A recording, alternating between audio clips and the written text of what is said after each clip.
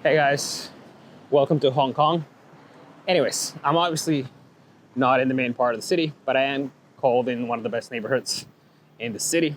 Anyways, today I wanted to talk about Chinese 3PLs because I think there's a lot of misinformation out there. And if you're running an e-commerce brand, logistics and shipping tends to be the last thing that you think about.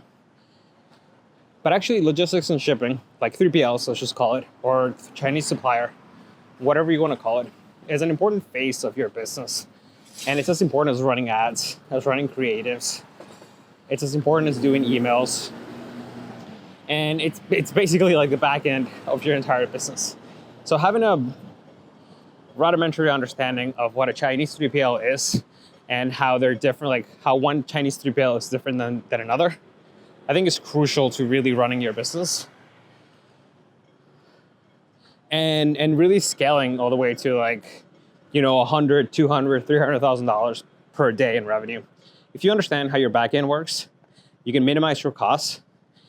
And while you can minimize your costs if you understand how your 3PL works, but also what to offer your customers in terms of lead time, in terms of returns, in terms of blah, blah, blah. It's a very useful thing to understand, and it really does not take much work to understand. Now, if you've never been to China, of course, you probably have a Chinese 3PL, and of course, they tell you things, they tell you this and that. But I'm here to tell you the truth. As someone who's, obviously, I live in China, Hong Kong, whatever you want to call it. But I have lived in China for many years, and I know many, many 3PLs in China. And I even know some 3PLs in India, Pakistan, and Turkey. But today we're only going to focus on talking about Chinese 3PLs because it's the most popular. And the very short story about a Chinese 3PL, and you're not going to believe this, you're going to say it's bullshit, you're lying because that's not what I was told. But I promise you it's real. Basically, Chinese 3PLs, you can think of them as like someone who builds a PC tower. I don't know if that's a good analogy for a lot of you, but it is a good analogy for how the industry works. Meaning, there's very few companies that actually will assemble a PC tower for you.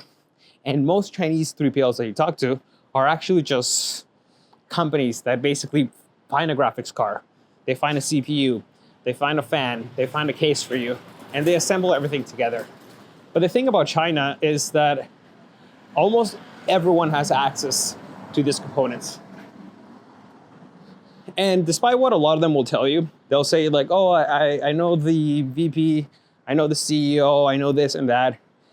There's actually very few people who actually know those people, or people who have access to those people, or people who have access to ask for favors for your shitty drop shipping shop that, ships 200 orders a day.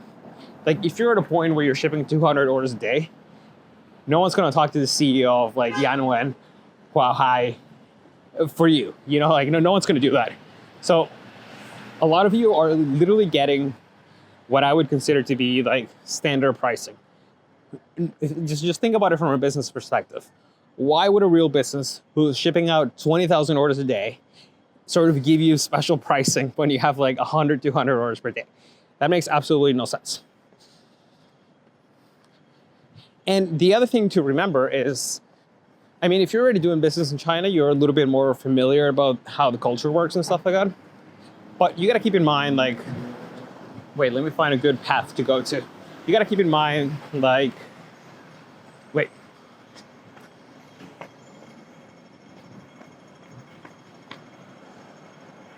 You got to keep in mind, like, most Chinese 3PLs, they might say we have our own warehouse, but that warehouse is mostly to stock inventory. Now, one very important thing to remember is that if you have a 1-2 product shop, you can actually get away without using a Chinese 3PL or even a warehouse in China. The thing is, companies like Yanwen or Unexpress, I'm not going to use SF because it's a different thing, but those shipping companies that, first of all, like everyone has access to, almost everyone gets the same price, all these companies, they can actually do very fancy stuff. And the thing is, your 3PL Chinese rep doesn't tell you, because that's just how Chinese people operate sometimes. But the reality is, for example, if you have a 2-product shop, right? You actually don't even need a warehouse, because a lot of times what you can do is you can use the manufacturer's own factory to basically use it as your warehouse. And even if you have 2 SKUs, even 2 SKUs from 2 different factories, you can set up a company like Yanwen Express, which again, everybody in China has access to Yanwen. Everyone in China has access to this. There's a bunch of add-ons that you can actually add. And get this sort of setup. But the point is, you can even, for example, ship from factory 1, one specific SKU that comes from that factory, and then from factory 2, the second SKU, and then they would actually go from 2 different factories into one specific sorting warehouse, let's say from Yanwen, and then they can combine it and then ship it out to your customer in America.